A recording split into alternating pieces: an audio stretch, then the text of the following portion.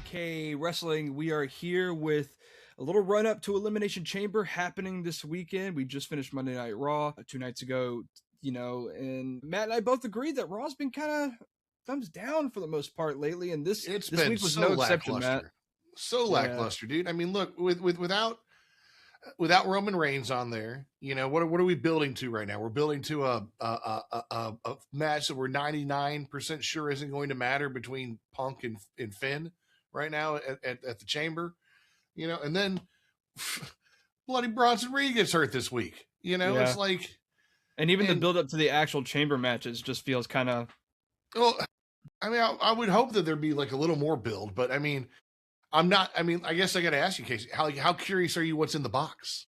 Well, I was a lot more curious before this Bronson Reed injury because I thought that maybe it was going to be the Masked Man and they were going to reveal, or maybe it was. And now a lot of people are saying maybe it's something to do with the new 2K game, which I really hope it's not that. But some people are saying maybe his statue is going to be unveiled. I've heard Chris Jericho, but from what I've heard, he's still under his contract. Right. Yeah. And then, I mean, okay. I mean, look, I know CJ2K or whatever, Chris Jericho. I know, but how excited are you for Jericho to come back at this point? I mean, like, do you feel like WWE, like, look at what WWE's got right now when they've got like Javon Evans, Obafemi, Trick Williams, all these guys coming in, making some immediate noise, right? I mean, we got Trick and we got Javon in the Elimination Chamber, which I'm very excited for. I was kind of shocked that when Brock came out with Paul and they kind of did that open whatever contest for Brock's WrestleMania, opponent, kind of shocked Oba didn't come out right there. Like, I mean, I feel like I've heard rumors that it's supposed to be Brock and LA Knight. Not very excited for that. I don't know about you. Yeah, no, I've heard the rumors about Brock and LA Knight, and I don't want it to be Brock and LA Knight. But also to counter you on the hoping that Oba comes out, then that would have made the rest of the dates that they had just announced that Brock was going to be there pointless. That's fair. That's fair. Once they announced the dates, I was 100% positive we're not finding out until right before WrestleMania. We might not even find out until the day of WrestleMania. But I mean, does that mean he's coming out to what? He's just coming out to make appearances, or is he going to come out to wrestle on those dates? Like, are we going to get probably some just matches? Brock Lesnar has not wrestled a match on Monday Night Raw since 2003, so it's not going to happen now.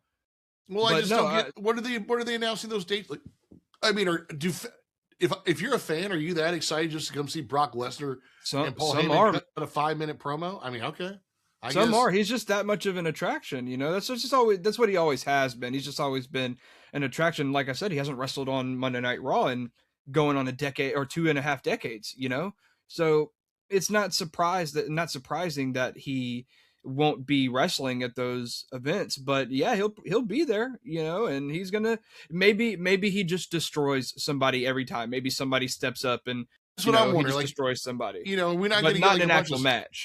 A bunch of squash matches or something, not even a match, just beats them down to show his dominance, until eventually there's nobody left for him to beat up on. Because let's not forget, Obafemi's got a little mini program going on with Rusev right now too, so we've got to come to some sort of conclusion with that. So that just kind of kicked off. I mean, he was playing the Kit Wilson game before that, so.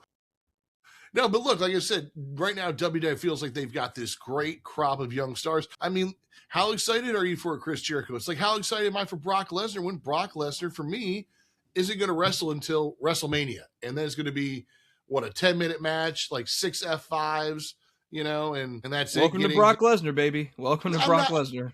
And I understand that. Yeah. But what's Chris Jericho going to give me? I mean, maybe that's my one.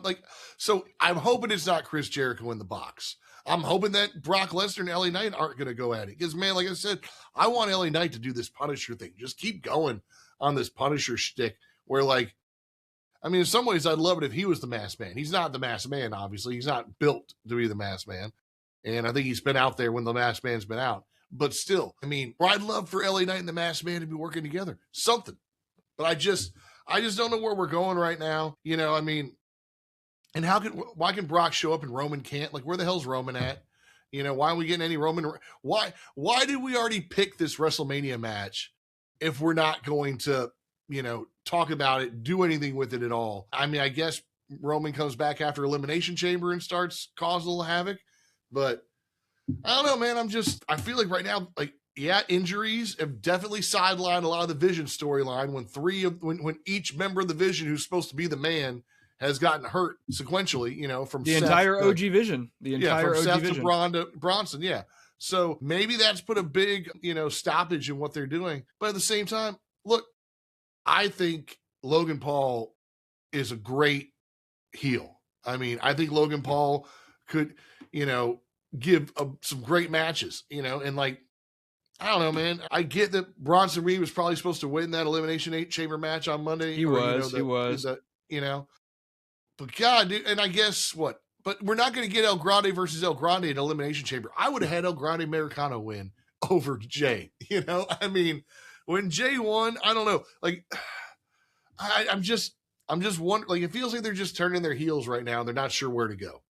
It's like, at the same Well, time, now SmackDown started to take off. It feels like so. I actually feel like there's a pretty clear direction for a lot of these people on Raw. I think the only one that I don't really know where he goes now is LA Knight, because I feel like the match that was supposed to happen for him was LA Knight and Bronson Reed at WrestleMania. I feel like that's where we were headed. And, Bronson Reed was probably going to get the win there and really establish himself as the new guy to lead the Vision. Man, I feel so bad for Bronson Reed. 2 years in a row that he's been building up towards WrestleMania, and now he's going to miss his second consecutive WrestleMania from injury.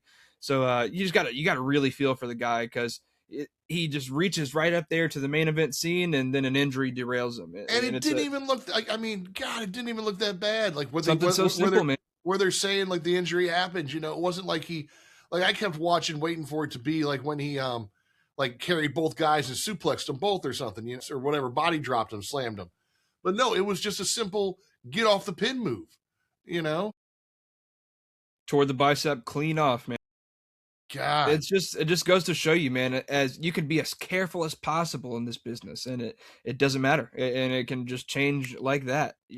But we'll talk more about the Vision in a few minutes, because I told you I already have it figured out. I know exactly what to do.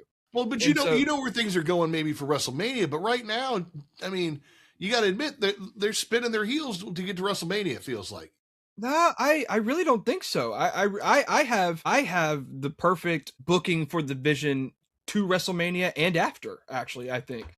And you got like Finn Balor beating CM Punk at Elimination Chamber?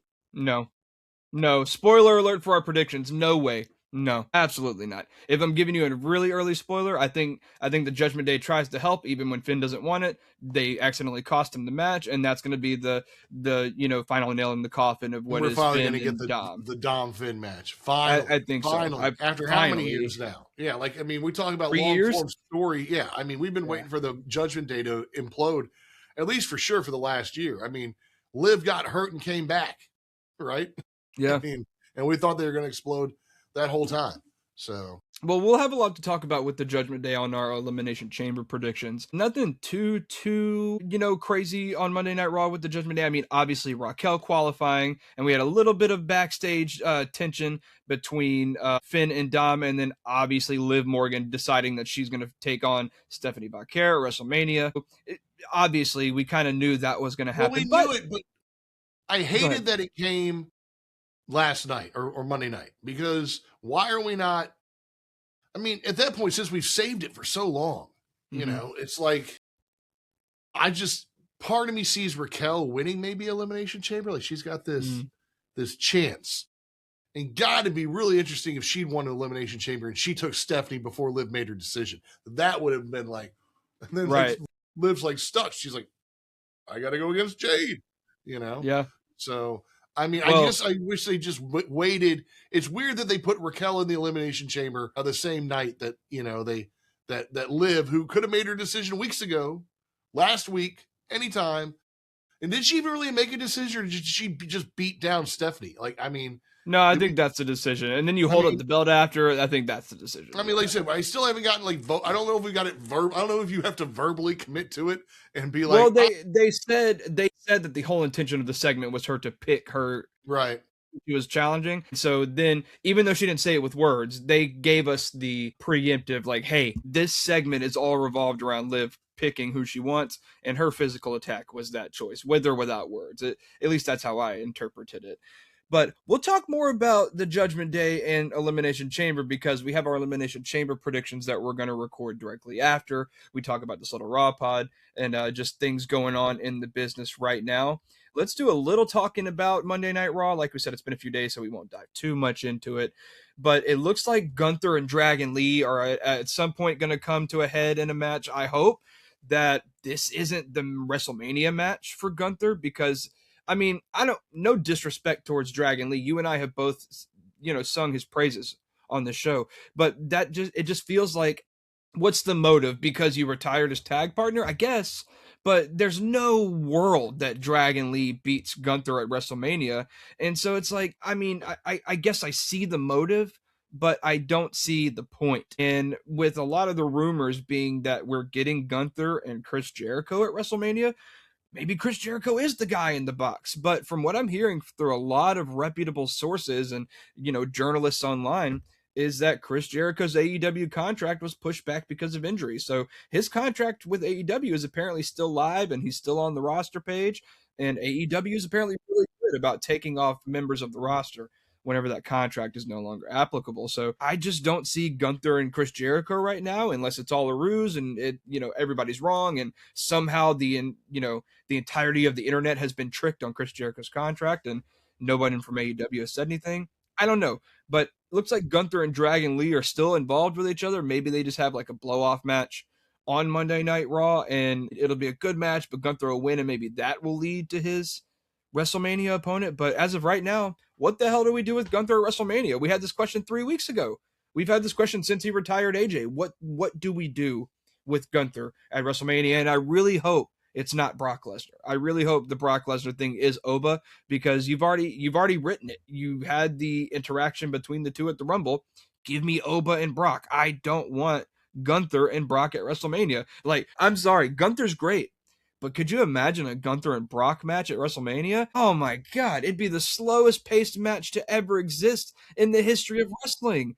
And like, I don't know, man. I just don't. I don't want that. I really don't want that. So, look, Gunther and Dragon Lee. What do you think about it? And where do you think we're going with Gunther, man? I don't know. I mean, look, Gunther and Dragon Lee is. I mean, I hate to use the word cute, but it's cute, right? I mean, Dragon Lee and Gunther, like wrestling doesn't have weight classes, and we're usually really for that. I mean, that's one of the things about wrestling that makes it really interesting. You can have a guy as small as Dragon Lee, or like a Rey Mysterio, or whoever, go up against a guy like a Gunther or a Brock Lesnar or something, and they have a chance. So the only way this works is if they write one of the most incredible matches ever, and Dragon Lee just finds a way to hit, whatever, flying kick after Hurricanrana after Hurricanrana, finds a way. Because, because Gunther's shown, dude, I mean, the one image I still have is the image from like 3-4 weeks ago where Gunther is holding Dragon Lee by his neck and Dragon Lee's feet aren't even hitting the ring, So, I mean, look, yeah, I get like that Dragon Lee might have some animosity towards Gunther, but I don't get Gunther caring at all. It feels like that's a setup for a squash match, if anything else. I think the only reason Gunther cares is because Dragon Lee just keeps attacking him out of the blue. Right. Yeah, I mean, so eventually you keep kicking the knees of the giant. The giant's eventually going to look down and get pissed. So, right. No, it's more like a mosquito. Yeah. It's like, eventually he's going to swat the mosquito, but he's still just a mosquito, where to Dragon Lee, Gunther is an opponent who deserves to get his butt whooped. So, look, I mean, if they because they can write an incredible match. Look, Dragon Lee can do it, and I want to see it, actually. I would love to see it. But if I'm going to see it, then I want to see Dragon Lee win, Well, there's been this spot that's been used a lot throughout the history of wrestling where, Gunther has his sleeper, right? So there's this spot where you try to lock in a sleeper hold, and the guy that's getting locked in brings the person to the turnbuckle, and then in order to reverse it, they kind of go up on the turnbuckle and then do a backflip while the guy's still holding the sleeper, and it kind of traps him in a pin where his shoulders are pinned to the mat. And there's been a lot of surprise wins using that type of move. So I could see something where he catches Gunther off guard just for a quick 1, 2, 3. Obviously there's no submission move that he has that would make Gunther tap, because God knows that WWE will make Gunther tap at WrestleMania. So I don't want to see that. Look, I don't know. This doesn't strike me as a WrestleMania program, No, I don't but want I this to be don't a know what WrestleMania else we match. have for Gunther right now. So Look, Gunther. I mean, like you said, we talked about weight class divisions, but I kind of do want to see all the bigs get together, man. I like that Rusev popped out of nowhere. And we got a little Rusev Oba out of nowhere all of a sudden Monday night. That was kind of interesting because we were asking what's going to happen with Rusev after that whole Sheamus stuff. So I'm glad that they're giving Rusev something to do because, man, Rusev's a big guy that's fun to watch. So I wouldn't mind if somehow they got all these big guys together, and I wouldn't mind a Gunther Brock Lesnar match. I don't know why you're it'd be slow, but I'm curious. I'm curious what Brock's like contract would let Gunther do. Like would Brock take those chest slaps? I'm sure he would. Brock's been on record saying that he likes it when his opponents are aggressive with him. He asked for, so there was a few years back where I don't know if you know this guy named Jinder Mahal, but Jinder Mahal was WWE champion, and Brock straight up was like, I don't want to work with that guy. I want to work with AJ Styles because AJ Styles can be aggressive in the ring. And so they took the title off of Jinder Mahal, put it on AJ Styles right before Survivor Series, so that way they could have a champion versus champion, exhibition match. And, basically Brock told AJ, go out there and kick my ass. And so AJ went out there and was like laying in the kicks, laying in the punches. And Brock apparently eats that shit up. He loves it. So I think he would definitely take the heavy moves. I just don't see, it would be a slow match. I'm just dogging on it. But when I look at what the storyline revolving around it would be, we're in this whole career killer thing. And so it's either you have Brock win and then we're taking Gunther down another peg, or you have him win and he doesn't retire Brock, and now the whole career killer thing, I guess, is done. And so what do you think? You think Jericho's coming back? Let's say that somehow the contract works out by WrestleMania. Originally it was supposed to be that it worked out by Elimination Chamber, and because of the injury, yada yada yada, he's still AWE. Do you think he's coming back just for Brock to retirement? I mean, not Brock just for Gunther to retirement at WrestleMania? Sorry, I'm laughing at your AEW. But sorry, I know people get a kick out of that. But no, look, if you're asking me personally what I would do, I think that, again, you've backed yourself into a corner. And look, I just thought of it right here because backed ourselves into a corner. If LA Knight no longer has something to do and the contract works out with Chris Jericho, give me Chris Jericho and LA Knight at WrestleMania. I mean, what kind of damage would they do to each other on the mic, in the lead up promos up to WrestleMania? Chris Jericho, one of the best on the mic of all time. LA Knight, one of the best on the mic right now. And the crowd would be so behind both sides. I don't know, man. Chris Jericho coming back against Gunther doesn't make sense for me the same reason that Brock Lesnar against Gunther doesn't make sense right now. If you're bringing back a guy that's in his 50s to come wrestle the guy who is currently the career killer, you're doing it to put his career on the line. That's and what you're I'm not doing that yes. immediately. Does that mean that they're bringing Jericho in just to retire him? I would hope not. I would hope not, bring because a football player back to his team that drafted him after he went and played 2 seasons somewhere else, so they can retire with the team. Is that what they're going to do with Jericho? After AJ's retirement, I don't know. Anything could happen. But I would just be shocked if Chris Jericho really pushed his way back to WWE just to have 4 weeks of a run to then go retire immediately, because he would be showing up at Elimination Chamber and then he would be done less than, or like about a month and a half later. So 6 weeks. And so I don't know. I just don't see Jericho working his way back so hard to get to WWE to not go on one little short run. Now, let me put this on record too. I don't want to see another 5 years of Chris Jericho. I'm not saying the guy can't go, to an extent, but at some point you're in your 50s and you got to step off to the side. And again, dude is more athletic than I am. He's in the best shape of his life, some would say. But I just don't want to see another 5 years of Jericho. Give me a good 18 to 24 months of good prime Chris Jericho, where we're getting some good matches out of your system. Maybe give him one last title run. And look, I just don't think the Gunther and Chris Jericho thing makes sense. So I've talked myself into Chris Jericho and LA Knight. If Jericho's coming back, Give me him and LA Knight so they can verbally spar, and then you give LA Knight a big win over a future WWE Hall of Famer in Chris Jericho. And then I bet you what would even happen after that, Chris Jericho and LA Knight would probably form a short form tag team before Chris Jericho turned on him, because we've seen that happen before. That happened with Chris Jericho and AJ Styles. When AJ Styles first came into the WWE, they formed Y2AJ, and then they broke up 2 weeks after they made the t-shirts. So it's like, look, Gunther and Chris Jericho doesn't make any sense for me. Gunther and Brock Lesnar doesn't make any sense for me unless Brock is retiring at SummerSlam and then we get that match at SummerSlam in Minnesota. So when I look at it, again, still don't know what I do with Gunther because none of those make sense for me. I really think that WWE has backed themselves into a corner with what happens with Gunther, and maybe you do have Dragon Lee pick up a surprise win on a Monday Night Raw where he gets like a sneaky 1-2-3 pin, and then you have a rematch at WrestleMania where they get to have like a no disqualification or a falls count anywhere, and you give Dragon Lee that extra little, evening of the playing field in some ways, where now there's no disqualification. He can use weapons if he wants to. He can do whatever in the audience if he wants to. So I don't know what you do with Gunther, but Chris Jericho or Brock Lesnar is not the answer for me personally. Yeah, I want to see the Dragon Lee match before. I don't want there to be a WrestleMania match. I do want to see it. I want to see Dragon Lee go. Now I'm thinking like it would be really cool to do that chokehold thing that you're talking about, reverse for the pin. But then once he gets the pin, you come out and you find out that Dragon Lee's passed out or whatever. Like he might have pinned Gunther, but he didn't make it, sort of thing.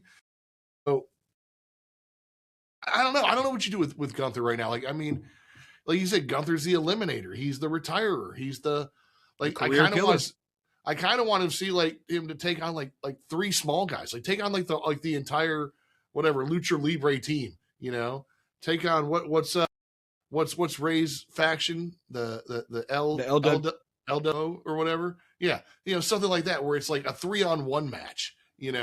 I'd like to see something like that. Like it's Dragon Lee, Rey Mysterio, and I don't know, Penta or something. Ray Phoenix, somebody against Gunther. I think that'd be fun.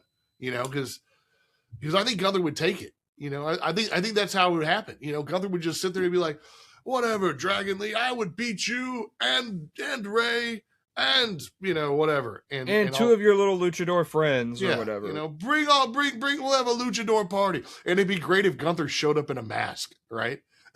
Rips the mask off and just starts laughing. He takes it off before the match starts, but he comes out in a mask looking all like Ludwig Kaiser's Grande Americano, sort of. I don't know what like, but I don't really want to see LA Knight and Chris Jericho, I feel like right now, we'll see what happens with the Elimination Chamber, because a lot of the guys I like are currently in the Elimination Chamber, and only obviously one of them's coming out of it. What are we going to do with those other guys who don't come out of the Elimination Chamber is going to be the big question. I feel like those guys can easily have some matches. What are you going to do with like Trick Williams or Javon Evans? Like I would like to see, Trick. I feel like, we're still moving towards a Trick Sami Zayn, but I'd like to see Trick LA Knight. I feel like that would be a really a cool, grouping. I think eventually, but I think right now they're too far apart. Yeah, no, I guess they're in the chamber together. They're in the chamber together, separate brands and no previous real history. I think that I think that Trick has a pretty good shot to go against Sammy, but I still think that the Trick and Damian Priest thing is a very realistic option, because I think that Sami Zayn may be involved in that WWE Championship match. It's according to rumors and reports. It's being reported that Drew McIntyre is defending his championship in anything but a singles match, is the rumor and report, with a lot of them leaning towards a 5-pack or a 6-pack challenge. So it could be 5 or 6 guys in that match. And whenever I look at it on the outside, it's Drew, it's Cody, it's Jacob, it's Randy Orton, and it's probably Sammy. And that leaves Damian Priest and Trick Williams on the outside looking in, and they've got history from the Rumble. So I wouldn't be shocked if we're still on the road to Trick and Damian Priest for WrestleMania. Yeah, a lot of uncertainty still left, which is there's another guy. Listen, I know I'm switching brands or crossing over brands. So there's another guy I'd like to see, if anybody, team up with LA Knight. I would like to see a tag team of LA Knight and Damian Priest. I think that would be a really like if, and I'm playing off my Punisher idea still. So all my ideas come out the idea that LA Knight is the Punisher right now, you know. And if you hook up with somebody like Damian Priest, you know, he was always like whatever the Undertaker light or whatever, right? You know, in a sense coming up, but it feels like it could fit. You got like darkness and night, you know, in a sense. Well, doesn't Punisher, and I don't know Punisher that well from the comics, but he strikes me more as like a guy that wouldn't tag with anybody. Like he likes being on his own. He does, but like, but if he's going to tag with somebody, it's going to be somebody like a Wolverine or somebody like a Ghost Rider. You know what I mean? Okay. Somebody who's just as brutal. Like that's why I would look at Damian. In a lot of ways feels like Ghost Rider. That's what I'm saying. I would use Damian like a Ghost Rider and LA like a Punisher, and kind of throw them together and put them against Aleister Black and some other guys. And that could, I don't know, could be because hey man, look, I want to see LA just beat the crap out of Jay. You know, I mean that's. Well, I've got my plan for Jay for WrestleMania. I know exactly where we're going, and we're going to talk about that actually right now, because let's talk about that men's Elimination Chamber qualifying match where Bronson Reed did get hurt, and then Jey Uso and El Grande Americano had to call it on the spot. You know, it wasn't the worst that I've seen, but it was a little sloppy in parts. And, you know, look, I've been a Jey Uso hater for the last few weeks. I'm not throwing any shade at Jey Uso. This was an unprecedented moment. Stuff happens. You got to figure it out on the fly. Jey was not supposed to win this match. So no hate from me on Jey going to the Elimination Chamber. They had to make a call on the fly. And when you make the call on the fly and you look at the guy that has main event in his nickname, you're probably going to pick him. And obviously, I think that we're going towards an El Grande Americano versus original El Grande Americano mask versus mask match at WrestleMania. That's where I kind of see that going. So Jey, in the wake of Bronson's injury, made the most sense for me to win. Now, a lot of what people have been saying, I've seen this from a lot of guys and a lot of gals and a lot of people who have their own channels. They're saying that the Vision storyline is dead. Throw it out the window. You know, get rid of the mystery attacker, whatever. We need to wrap this up because all of the OG Vision is injured and gone. And I actually think that WWE is in a prime position to save it. I think that they have it right in the palm of their hands if they book it correctly. And I actually, let me see, I typed it all out so that way I could talk to you properly and read it out loud to you. All right. So look, if Seth is truly healthy, I think we need to bring him back as the Masked Man. If he's healthy by WrestleMania, I think the Masked Man needs to be Seth. I think that for the last few weeks, it has been believed that the Masked Man is Grayson Waller.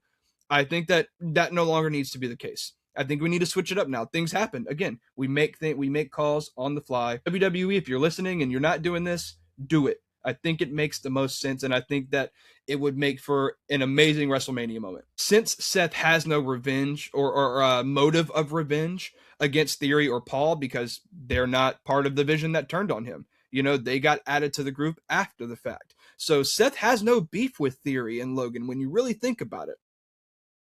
I think that we should work Seth into being the new leader and the returning leader of the Vision. I think that he should be the Masked Man, and he should come back to lead the version of the Vision that has Logan Paul and Austin Theory and Paul Heyman. Now, if I were booking it, you already had the implication that Theory and Paul were going to be the tag team of the group, right? We already had been talking about how Theory and Logan Paul were going to go on and be the tag team out of there. Well, if that's the fact, keep it that way. Have Theory and Paul become the number one contenders for the Usos tag titles, and then at WrestleMania, we get Logan Paul and Austin Theory versus the Usos for the tag team championships.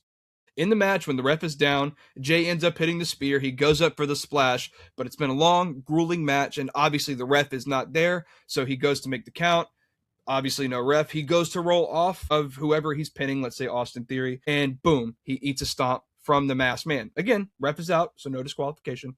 Match is still live. Finally, in the middle of the ring at WrestleMania, the Masked Man takes off the mask and reveals himself to be Seth Rollins. And not only does he stomp Jey, but then he stomps Jimmy or does whatever, and he basically shows the Vision, here, it's yours. And they pin Jey and they take the tag titles. Austin Theory, Logan Paul, your new tag team champions at WrestleMania.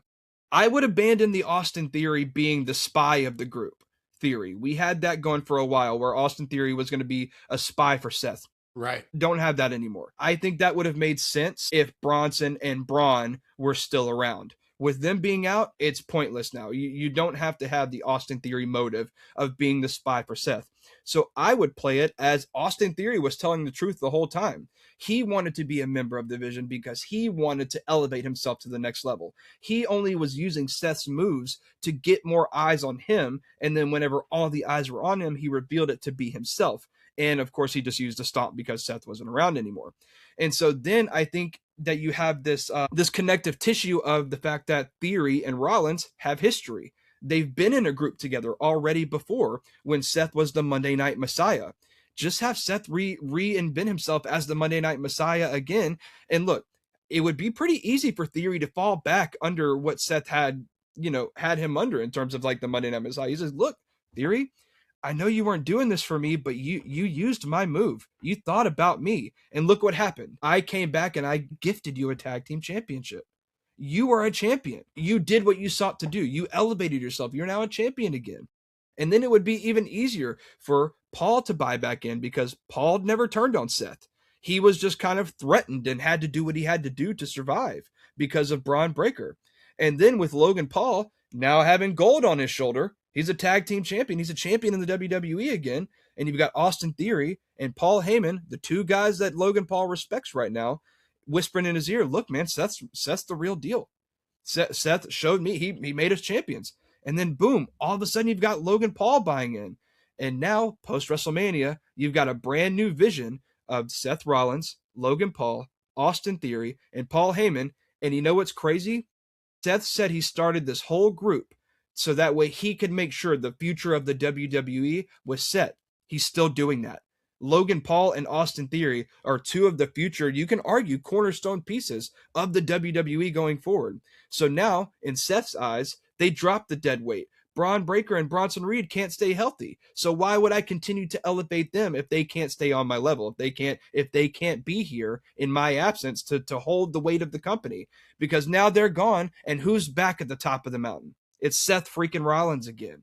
Seth's back at the top where he always ends up every time he comes back, and he's still leading the future of the company in Austin Theory and Logan Paul. And then you can go on and you can have them be tag team champions. Seth can eventually, probably the Monday night after Mania, because spoiler alert, I've got CM Punk retaining at WrestleMania. Now you've got Seth Rollins who can confront CM Punk the Monday after WrestleMania, and he says, hey man, I still hate you, and you have what I never lost. You have my championship, and I'm coming back for it. And now it's just like it was last year. Like Seth never left, and he's just got a brand new group with two guys behind him. I think maybe you could even bring in Grayson Waller if you still want to keep the whole Grayson Waller thing going, and you want to bring him in, and now you've got him working underneath Seth. With now you've got that tension between him and Austin Theory because they broke up, and right.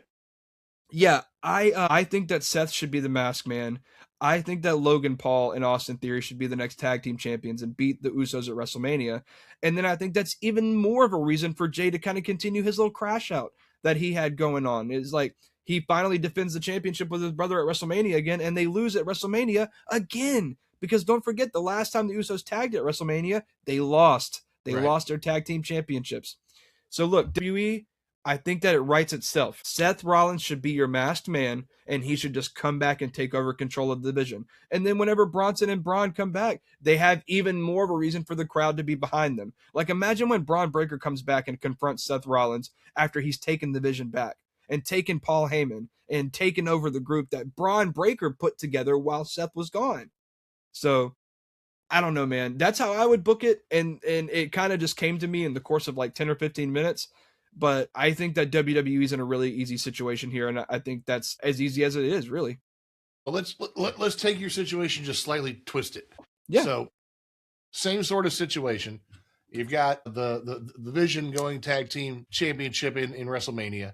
You got the Masked Man come out, stomps Jay, stomps Jimmy, points, get your pin, and then you've got Logan Paul and Grayson like looking at the Masked Man. And you got like this tension, and you're waiting to see something's going to happen. And then they just shake hands. And you find out that they were plants the whole time. Grayson and Logan were both plants, It's like, and then Seth gets on the microphone. He's like, I thought we were going to have to do this old school, but Karma took out the two guys that took me out. So yada yada yada. And if that's night one, right? Then imagine night two. The whole night is Seth going to show up for the CM Punk Roman Reigns match? Is Seth going to? Maybe he does. Imagine he shows up, helps Roman win, and then turns to Roman and says, "Why don't you just be honest? You're not going to be here. Give me the title." That would be funny. That would be funny. I could see Seth dropping a line like that. But no, man, I think Seth should be the masked man. And no, I think we're both on that for sure. Yeah. I still like the idea of these guys working for him, because I like the idea of them coming, and it's like the vision's still the vision. He doesn't have to, and there's no convincing, It's like, you guys just wait for me to come back, and now I'm back. And now the two guys we have to take out first, we don't got to worry about it because Karma took them out. So next guy we take out is Punk, and then we take out Roman. And then I'm really curious because, yet again, where does Brock Lesnar fit in all this? Because Brock and Paul, like Paul's out there pimping Brock harder than he's pimping the Vision now, since the Vision's all beat up and hurt. So does Brock become part of the Vision? Is there a jealousy between Brock and Seth because of Paul? Like, you don't get him, Brock. He's mine. He's mine, Brock. I'm back. You got to borrow him for a couple weeks, I really don't think it's any of that. I don't think. Go ahead. What if Brock's match for WrestleMania is Seth Rollins? We'd have to do a lot to get there. We'd have to do a lot to get there in a short amount of time. You got Paul there, yet again, it's like, what was like that was last year's WrestleMania, right? The temptation to Paul, right? Or whatever. Yeah, but they all tagged together with Paul as the representative at War Games, so as of right now, they're all on the same front, and it's just like, I'm Paul manages this group, and then where does Brock sit in all this? Does something fall out? Do we get a Brock Seth match eventually? I don't think Brock joins the Division. I don't think he's involved at all. I don't think he wrestles Seth. I think that it's just that Paul is going to represent him every time he's there. And then he's going to go off and do his thing with Division 2. I can't see them getting involved in any way at all, really. I think Brock's going to disappear probably until the build up to SummerSlam after WrestleMania. So that's just Brock Lesnar's MO. And I think we're getting pretty close. Like, I think SummerSlam's the retirement. Like, I think he's done after that. So okay, that's what I'm wondering. How much longer are we going to get Brock for? That's the other thing. I don't know what Brock's intentions are. Like, like I said, when he announced those upcoming Raw appearances, like I said, is he wrestling? Is he not wrestling? Is he just here to be seen? Are we getting him at WrestleMania? But that's not until he's going to be a retirement match, unless it is Brock and Gunther. And then does Gunther retire Brock? In WrestleMania, none of us were expecting it to be that soon. Right. I just don't know, man. I'm not putting my money on Brock Lesnar doing something that he hasn't done since I was 8 years old, and that's wrestle on Monday Night Raw. So I'm not putting my money on that. I don't think he's wrestling at all until WrestleMania. I think he's sitting out till Mania. I think it's legit just it's an old school thing, man. It's like, they might not wrestle, but they show up and people show up to see them. There's a whole guy named Brock Lesnar guy who literally would just show up and do Brock Lesnar. Like, that's how he made his whole internet fame, was just like being the biggest Brock Lesnar fan. And so it's like, I mean, again, how many times has Brock Lesnar been on Monday Night Raw since 2003? Hundreds, probably. And he hasn't wrestled one time. Right. I don't see that changing in the next 6 weeks, but I think he'll be there, and he'll probably, like I said, he'll probably beat up some guys and, do some of that. But having an actual match, I'd be shocked. I'd be genuinely shocked. So I don't know. We'll have to wait and see. But let's talk about some of the women's side of things, because I have an idea of where I see this going as well. Let's talk about Maxine Dupree and Natty. You're laughing, but or you're doing that, but I think it plays a part. I think it has a reason that it's happening. In the match, Natty ends up, very shortly after the match begins, she throws Maxine into the ring post and it knocks out Maxine, and then they have to call the match off. I think this is just a way to write Maxine off of TV for like 2 to 3 weeks, and then AJ Lee and Becky Lynch are going to have their Intercontinental Championship match at Elimination Chamber. I think Natty gets a title shot at whoever wins that match, and then Maxine's going to make her return from this injury, from being knocked out on the ring post, to cost Natty that match, and then we get Natty and Maxine at WrestleMania. I think it's genuinely that simple. I don't think there's any I don't think that Maxine was actually hurt. I don't think that there's any other like fatal four-way happening between these four with AJ and Becky. I think it's just as simple as Maxine's going to come back, get her revenge on Natty, and then they'll face each other night one of WrestleMania in a match that'll probably be 7 to 8 minutes long. But Maxine gets her first WrestleMania match. She probably beats Natty. And then maybe not. Maybe Natty wins and goes on to be like, maybe she gets like one more main event run with this new character where she gets to go and compete in the world championship scene. But anyways, that's how I see it happening. I see Natty getting a title shot, maybe the Raw after Elimination Chamber or the one after that. And that's where Maxine can like come back, return, cost Natty the match. And then we're off to have Becky and AJ in their rematch at WrestleMania. And we get Natty and Maxine at their match at WrestleMania. I think that there was a chance that this would be a fatal four-way until we got so many injuries. Now with injuries playing a huge part, I think maybe Natty and Maxine, Jesus Christ, I couldn't say that, will make their way onto the WrestleMania card. So that's where I kind of see this one going. So I see a lot of people annoyed with how this worked, but I think that it's really not that deep. I think it did its part and is something that's going to set up something else to happen in 3 weeks from now. I think we just, because again, we've talked about how long the road is between Elimination Chamber and WrestleMania. What the hell are we supposed to do with Natty and Maxine for the next 3 weeks if they're going to face each other at WrestleMania? So I think this is fine. I had no problem with it. And I think it's going to set them up for their WrestleMania match. Look, you make the point that, what are we doing with them between now and WrestleMania? Like, that's part of the problem right now is we've stuck ourselves because of AJ Lee and whatnot in a weird situation with what's going on with the women's mid card, and how we're going to play through it. At the same time, though, like, I'm just starting to care about Maxine Dupree, and I'm not a Natalya fan from back in the day. So for Natty, the same thing. So for me, it killed all the momentum. Like if you had Bayley and Lyra or something like that, I mean, not going after each other, but somebody of that caliber, a Bayley, a lot. If you had Lyra Valkyria take that shot and fall down, I am concerned. I'm worried about Lyra. Lyra is somebody that I'm attached to who's been on the show now for years and whatnot. And I'd be like, what? But Maxine, I feel like she's been 2.5, 3 months, maybe it feels like, like she showed up, she feuded with Becky, back and forth. Then she got a little Natty feud, and now she's knocked out. And I'm like, yeah, but like she got knocked out by an inadvertent face plant to the ring post. I mean, you talk about like getting sympathy for someone. But and then you talk about, we don't see it happen much, and we see people take some good ring post shots. Yeah, like, and so imagine how hard she would have had to hit the ring post to get knocked out. That's what I'm saying. I didn't feel like it was that hard. But so I'm worried how does that not get sympathy for her? I'm just worried she's weak. I'm worried that no, I mean, like for me that just put her super weak. This is a brand new Natty that we're trying to establish as this physical dominant force that we've never seen this side of Natty before. And she goes on and she has already done the sharpshooter on the table to Maxine. Now she's gone and thrown her into the post and she's cost her the Intercontinental Championship. You're building Maxine to have no choice but to finally return and have this big pop where she cost Natty the match. And then the crowd will be even more behind her. She's been screwed over time and time and time again. And finally she just snaps and she loses it. And then imagine if she beats her, her teacher, her master at WrestleMania, and we give Maxine her first big match. I think we see differently on this because I think that this is going to do a lot for Maxine's character in the next few weeks. Whenever she comes back, I think that pop's going to be huge.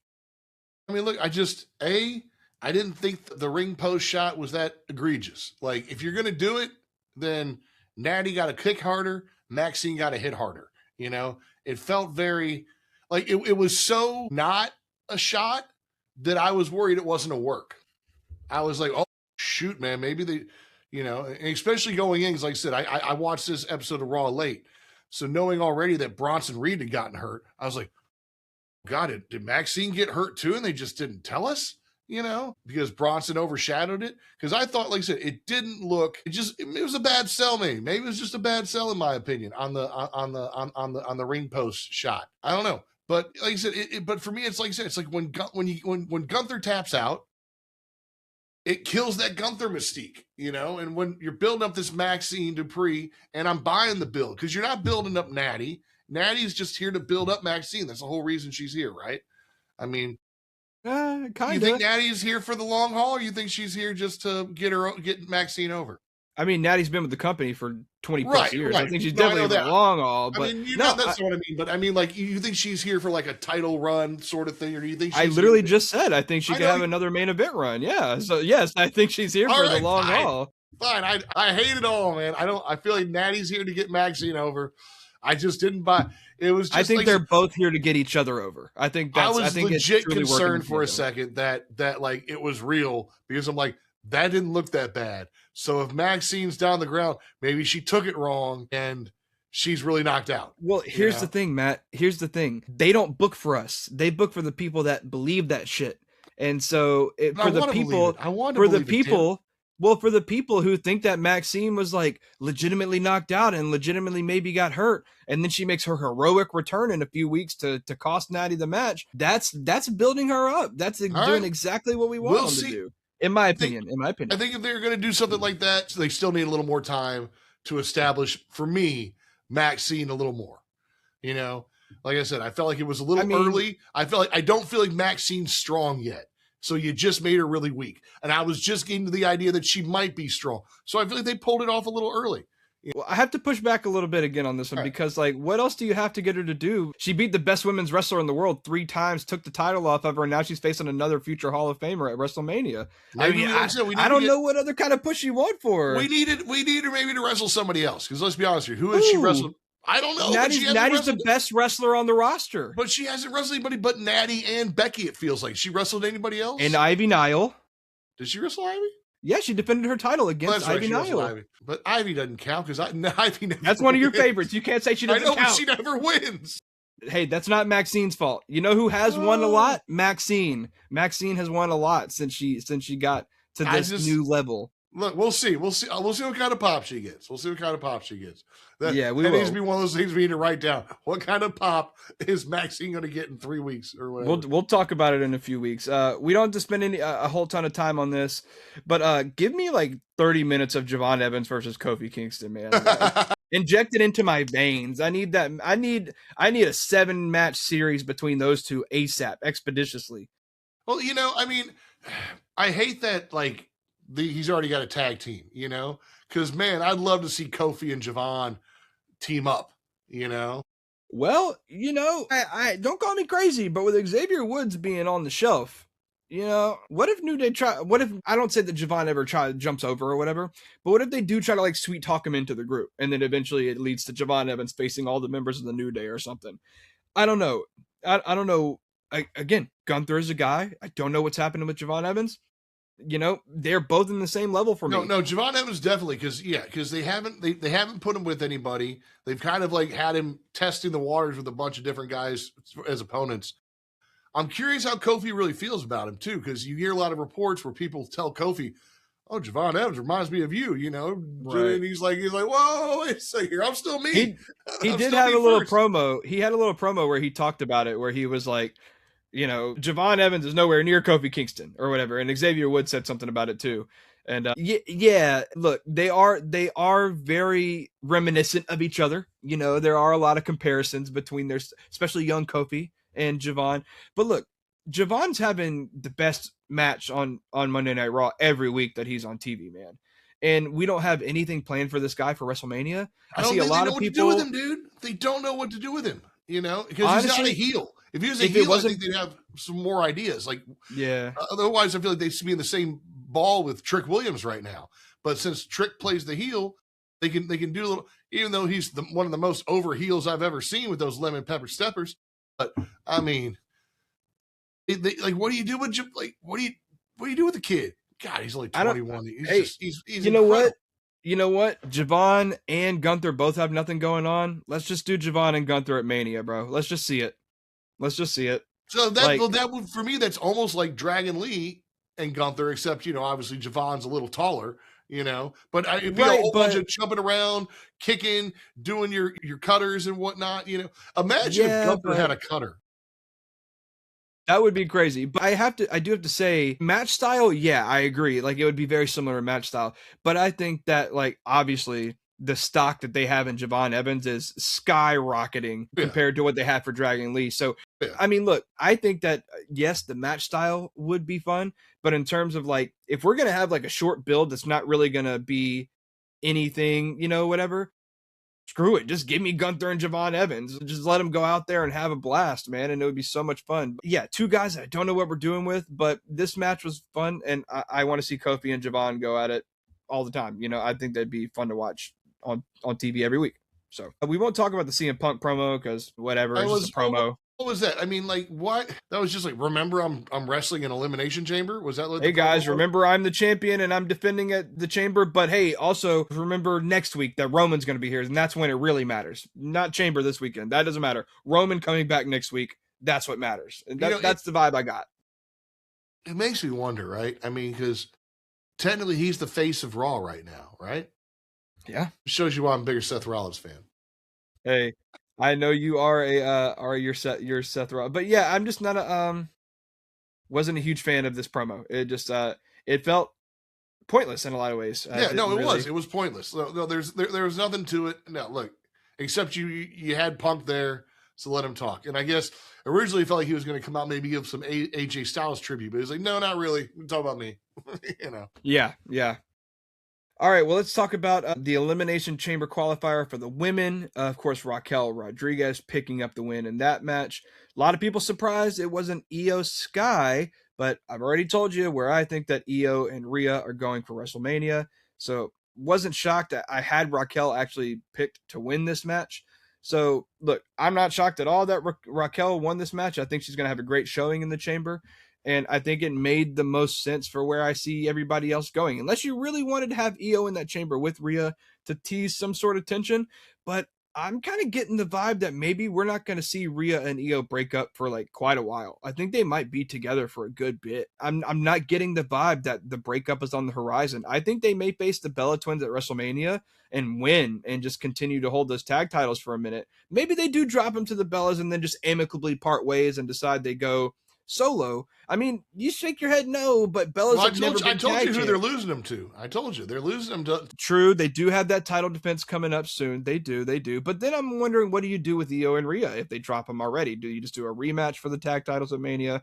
Do you do what we have been rumored since last year to have as a singles match against the two, just out of amicable respect with each other? I don't know. I still feel like it's a tag match against the Bellas at WrestleMania. That's just, is it the match I want to see? No. Is it the match that I think WWE wants to put together? Yes. I think you have the Hall of Famers going up against two future Hall of Famers, and then the Hall of Fame twins never being tag team champions together. It kind of just feels like it has to happen at this point. It kind of just feels like it's destined to happen. So I figured Io wasn't going to win this match. It didn't make much sense to me. But I think that Raquel being in the chamber makes sense. And I'll talk more about Raquel in the chamber whenever we get to our Elimination Chamber predictions. But in terms of this match, not surprised at all. I thought it was a really fun match. These three women are all premier athletes, extremely talented. Io and Kyrie are two of my favorites on the roster. And Raquel's really jumping up there for me as well. She's really, in the last 6 months, really... I was already kind of a fan of her from her work in NXT and then her first run on the main roster. But she's really been winning me over lately, and she's really good on the mic, can really go in the ring, is one of the few women's athletes that is like bigger than everybody else, but is also extremely athletic. So yeah, been a big fan of Raquel these last few months. Not surprised at all that she picked up the win here. Yeah, no, look, I'm 100 with you on Raquel picking up the win. I like that this one was a little uncertain, maybe, because I thought Kyrie could win too. Like I would have been fine with any of these women winning. I think I actually wanted Io to win the least, just because I didn't want Io and Rhea in there together. I kind of wanted Kyrie, but I was very happy with Raquel. As we talked about earlier, like I said, I wish that, knowing that Raquel was going to win, that Liv hadn't announced that she was taking Stephanie yet. But that's really the only drawback I feel like to Raquel's win is I wanted there to be tension, because I feel like Raquel has a really good chance of winning the Elimination Chamber. Like I said, we'll talk about that, when we get to that. But I feel like Raquel has a really good chance of winning the Elimination Chamber. And if she does, I think the tension between her and Liv on picking opponents would have been really interesting. But yeah, no, I mean, I've got Rhea and Io dropping the tag titles, but we'll see, because yet again, injury has hurt the women's, main titles, with Bianca Belair being out and whatnot. And which, by the way, not to cut you off, but did you hear she officially had surgery on the finger? And then I've heard people say that they thought she already had surgery. Are they saying that to throw us off? Like that she already? I and think then it's she's going to come legitimate. back for WrestleMania and we're not, and surprise us, sort of thing. I don't know. Sorry, I hate to break everybody's hearts, but I think the surgery was legit. Really, I just from happened. from what I understand, they were trying to prolong surgery as long as possible and trying to just do physical therapy and rehab to try to get it to fix, and then it wouldn't fix, and then they tried to do something else that also didn't work, and then the last resort was like, hey, look, we got to have surgery or your finger's just never going to be the same. So I think that it is legitimate, and I think that her posting that picture was the nicest way of her saying, all right, guys, I'm not going to be back for WrestleMania. I am legitimately out with the surgery. My finger is because, look, I think that we've talked about this before a lot. I think that everybody hears fingers and thinks, oh, easy recovery. That's no problem. It's not a torn ACL.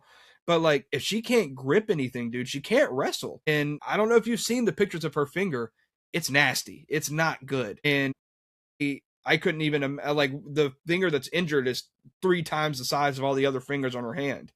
So there's just no way that she could wrestle it with that hand at all. I think it was very serious, and I think at this point they were just like, "Look, you've already been out this long. We might as well just get the surgery done to stop, the stretch that you've been out." She's been out almost a year. So This long to get the surgery. That's why when people yeah, say the surgery might be a work, she's already had the surgery. Look out, she could be coming back for, pick your PLE. I mean, maybe, and there's always the chance, especially after what they showed us with Unreal and Seth and it all being a work. Always a chance it could be, I mean, but from what it's I like when understand, Mayonnaise Will Levis decided not to get surgery until after the Titans picked Cam Ward. It's like, dude, you yeah, had whole offseason to have this surgery. What are you doing, buddy? You just didn't yeah. want to compete for quarterback. Well, I think that maybe it was just maybe surgery was just the last thing they wanted to do, and maybe even Bianca, from what I understand and what I've read online, is she just didn't want to have surgery, and she was just trying everything possible, and finally they had just drained all the resources, and it's, hey, look, you got to have the surgery, or your finger's just not going to be the same. So they just had the surgery. I think that we should just expect Bianca to be gone until SummerSlam. I think that's probably the most and maybe she comes back at Money in the Bank and wins the whole damn thing there, and then she's missed Money in the Bank and can cash in a match against Jade Cargill if Jade is still champion at some point. I think for WrestleMania, I think Bianca's out of the works for now. Unfortunately, But because that, I but love that's the Bianca. problem So. with the women's division. Like I said, they've been waiting so long for Jade's opponents, in a sense, to come back. Like, like I said, Rhea and Io are Raw and Jade's SmackDown. But man, like I could see Rhea going after Jade. Yeah, In a non whatever cross whatever network rule or whatever. So that's my only thing. Like I don't see, like I'm with you. I don't know where Rhea and Io go when they drop the titles, because it feels like the Raw women's main title is pretty stacked right now. But there ain't nothing on SmackDown. And I think a Jade Rhea or a Jade Io would be a great match. So I don't know. well, I have a plan for both of the women's championships going forward, but that kind of plays into Elimination Chamber. So we'll talk more about that on Elimination Chamber. Last thing we'll talk about for Monday Night Raw. We do this every time. We said we weren't going to talk a lot about Raw, and then we So somehow it makes an hour anyways. Yep. Anyways, the tribute to AJ Styles, and then of course AJ Styles being informed right at the end that he will be inducted into this year's Hall of Fame. So I think that officially puts to rest any hopes that he's going to go wrestle somewhere else. I think he is done, which is really sad. I wanted to see more of AJ Styles, but it's all good. It's all good. It just sucks, man. Seeing John Cena and then AJ less than 2 months later is now gone. I thought this was great. I wish we could have had something similar to this for John Cena. I mean, I guess it was similar. We just didn't get to hear him talk on the mic. But I thought this was really poetic for AJ to go back home to Georgia, 45 minutes from where he lives and was raised. I thought this was pretty poetic. And Undertaker, of course, AJ being Undertaker's last match, coming out to announce that AJ's going to go into the Hall of Fame, and now it looks like Undertaker, that's going to be like his thing going forward. Is like, if you see the Undertaker, you're probably getting inducted into the Hall of Fame. Excuse me.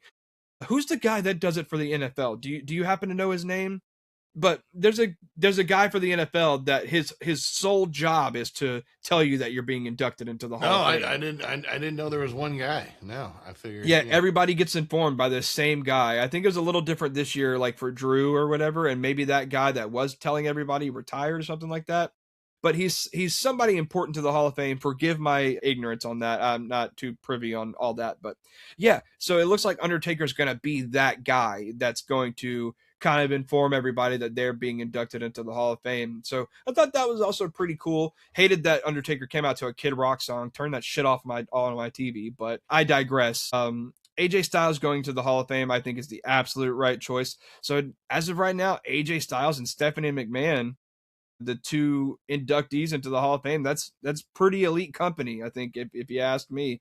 And of course, AJ, thanking his wife. I'm big on appreciating my partner, so I loved hearing him say like, "Hey, look, I was traveling the road, she was taking care of the kids," and he said it's finally time to go be a full-time dad, which is the one thing he's never been in his life. And man, as painful as it is to see him go, I can respect the hell out of that, wanting to go just be with your kids. I mean, look, his oldest is almost taller than him, so he probably wants to go be with his kids before they're all Yeah, I graduated. didn't realize And he had so many gone. kids. He had like 5 or 6 kids, dude. Yeah, I think he has 4. Yeah, I think he has 4 kids Was it because he like got all their 4? birthdays I tatted. thought it was 5 birthdays. Maybe not. Maybe it was 4. Well, they all came into the ring after, so he has 3, and then one of them was still at home. I guess he was just a little too young, but yeah, hate to see AJ go, but I thought the tribute to him was beautiful. Love that it was a Creed song that they played for his. They played "Higher" by Creed for his little promo package. I thought that was pretty beautiful because there's a time in WWE where we didn't see licensed and copywritten music. They just wouldn't pay the extra money to do it. And I mean, now they're billions of dollars worth of a company, so they can kind of do that now. But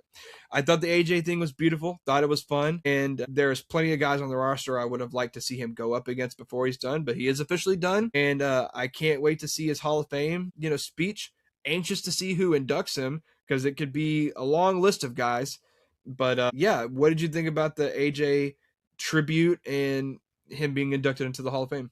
No, I thought it was great, dude. And I've heard people say, why didn't Cena get this? Well, Cena, you're going to see Cena. Cena's not gone. He might be gone from wrestling, but Cena's going to be in this movie, that movie, this TV show, whatever. We're going to still see Cena. Like, I don't know if we ever see AJ Styles again, in a sense. Like, he might show up for some Raw broadcast or some WrestleMania broadcast, or to help somebody or to be there for somebody else's retirement. But like, he's not popping up in a movie probably or anything anytime soon. I'd like to see him, don't get me wrong, but that's not his gig, So I like this. It's funny that this is who the Undertaker is now. Because the Undertaker, who was probably one of the biggest, like, guys who never broke kayfabe, right? Now I Well, and my favorite part about all of that was when he was telling AJ, was AJ's like, you could tell AJ didn't know. It was the legitimate surprise in AJ's face because Taker said, me and you, AJ, we got unfinished business. And I think AJ, the thought in his mind was like, I'm like legitimately retired, guys. I'm not wrestling again, and I'm damn sure not wrestling you, Mark. Yeah, I'm like, not taking I'm a not choke going to wrestle slam you right here. again. Yeah, yeah. What? Yeah. So it's like, I thought that was really great. And then him being told that he was being inducted, you could just see it in his face that he was genuinely learning about that for the first time right there in the ring. And that's the thing that I want. I want to see those genuine reactions, so it is funny that you said that now Mark Calloway is the guy that is like, you know, he said, what did he say? That saying, if you see me coming, it's already too late. Well, if you see me coming, you're going. And so it was kind of, they used some wordplay to get there. I was like, okay, whatever. But it is interesting, like you said, that Mark was just the guy that never He's broke become kayfabe, like and a now big he's fluffy teddy bear, like you're not scared of the Undertaker anymore, which is fine. But it's just funny, like I said, for one guy who never broke kayfabe, who did yeah. all the time. Now he's just like, come here, buddy, let me give you a hug. Come on, So Yeah. uh, So I look, and we've seen more sides of Undertaker since he's retired and all that stuff. And I yeah, mean, you've yeah, seen him yeah. on LFG. He's like a coach over there and stuff. I don't really watch much of the stuff that Undertaker's involved in. He was one of my favorites in the ring, but in terms of his like outside stuff, I could take it or leave it. I mean, I'm I've not a seen some huge of the fan of his. podcasts or whatever, Yeah, I'm not a so huge fan of his pod. There are plenty of other. I only have so many hours in the day, and yeah, for sure. my listening time when it comes to WWE podcasts, there are just other pods that are higher up on my priority list. I really like Chris Van Vliet. I really like Cody's. I think Cody's pod is really fun, in which he had Rey Mysterio on this week. That was a really fun conversation. So if you haven't been listening to Cody's pod, that's a really fun one as well. Even Stephanie's podcast is really good. She had Royce Keys, Yeah, formerly known Royce as Keys was Powerhouse on. Yeah. Hobbs, on. Everybody's And like, "Where's Royce Keys been?" He's been on Stephanie's podcast. there he is. Yeah, he's on Stephanie's podcast. But Royce even came out and said, look, I signed this WWE deal to work behind the scenes. I'm not going to be wrestling for much longer. He legit came out and said that. He wants to be a producer and work as a trainer and work behind the scenes. He knows that his time in the ring is almost up. So this whole, I think, like, the working for WWE thing was more like a dream come true type thing for him. So I wouldn't get used to seeing too much of Royce Keys over the next few years. I think that it's probably going to be pretty soon that he's going to wind down, and then we'll see him behind the scenes and stuff like that. So, yeah, I heard some of that podcast as well, and man, he's got quite the story. Had to overcome a lot. So if you haven't listened to the Stephanie pod with Royce Keys or the Cody pod with Rey Mysterio, both very much worth the listen. And Chris Van Vliet just had AEW World Champion MJF on last week, and I thought that was one of my favorite interviews I've heard in quite a while. So go check all those pods out. I mean, we're trying to get some interviews on here, but until that, go check out those interviews because they're really fun. And I mean, they're also in a lot of ways coworkers, so they can be a little more loose and friendly with each other. They've got a lot of stories, so it's some interesting perspectives that you otherwise don't get to see. Real quick, Matt, let's talk about some rumor roundup. Man, I don't really want to spend a lot of time on this, but I got to talk about it because it's relevant in the news. Apparently, Vince McMahon is exploring buying WWE back with Saudi backing. Apparently, he has got some Saudi Arabia money that is ready to buy WWE back and privatize the company again. They're trying to keep it on the DL, but it is apparently making its way through the rumor mill. Look, I got to say, I'm kind of at a rock and a hard place situation here. I think that WWE in its current iteration is not the best because it is so corporate. And I think that Vince buying it back is also a terrible idea. I think that I think that it's a rock and a hard place for wrestling fans right now. Look, I'm going to say this. I have never been the closest that I have been now to investing and watching more AEW because I'm not really happy with the WWE product right now. If I'm just being 100% real, it's not the best it could be, and I'm not saying it has to be perfect 100% of the time. I'm not. But it also doesn't have to be bad. And lately I felt like it's been bad. And Vince coming back around would kind of be a really hard hill for me to, climb over. This guy, a lot came out about him, and a lot has been corroborated about what came out about him. And I just don't think I could turn a blind eye to that, especially with the fact that they're already not giving me great product every week, and I'm still forcing myself to watch. So, look, I have my own personal values that we don't dive a lot into on the show, but I think we can all agree that Vince McMahon is a shitty person. And if he comes back to running that company, it's going to turn a lot of people away, and I might be one of them. So, big thumbs down. I don't want Vince McMahon back. No, thank you. Yeah, I don't want him back as a silent investor or anything. Look, it's over, dude. Just let Vince go. And if the Saudis want to get their hooks into WWE, find another way. There's got to be somebody. And you can't tell me that Vince has this immaculate storyline. It's look, Stan Lee, I'm not equating Stan Lee to Vince McMahon on the personal level, but on the creative level, very much the same. They both created something, and they had a lot of help, but they are known as the creators. Stan Lee created the Marvel Universe. Vince McMahon created the WWE Universe. But if you'd ask Stan Lee in his final, there's nothing anybody's read by Stan Lee that was in his final 20 years that was worth a damn. There just wasn't.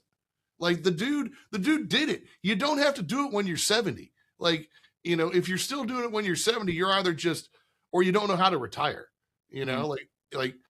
and so look, I get Vince wants to be back in. I get it's his baby, but Vince, you did some things, man. You did and yeah, unfortunately you could have had 50, 60 years of goodness and all sorts of things. You had a couple instances of major screw up, and that tarnishes things. It's just how the world works. So yeah, look, well, the WWE probably needs a new creative kick in the pants. Well, it needs maybe the Saudi funding to some degree. It doesn't need the creative kick in the pants that come from Vince McMahon, and that's not how Saudi needs to get in there. And if that happens, yeah, dude, it's gonna taint it, dude. I mean, how much fun is God, dude, could you imagine the first episode that Vince comes out on the mic? I mean, we all just shut it off, I assume. Like, you're not the same dude. Like, you're Yeah. coming out there, you might as well be wearing every like woman's name that you like molested or whatever and all that stuff, just because you are. It's like I listened to Dave Chappelle. Dave Chappelle was talking, I think it was Dave Chappelle, talking about Louis C.K., and Louis C.K., I don't know enough, but did some weird stuff. Like, I don't think he like sexually assaulted anybody, but like he, with people in the room or something, which is weird. But and Dave goes, look, Louis can come back, but he's got to realize that every time he goes on the stage, people are going to be thinking that about him because that's never going away. And like Vince, this is never going away, dude. We're not just going to all of a sudden have forgotten. Like, there's a whole documentary series that came out about it. Like, we're not going to have forgotten, man. So look, I mean, the best move, go enjoy your wealth, go out in the spot, or get out of the spotlight and whatever. I mean, or you know what? Start another wrestling company and don't use you as the front.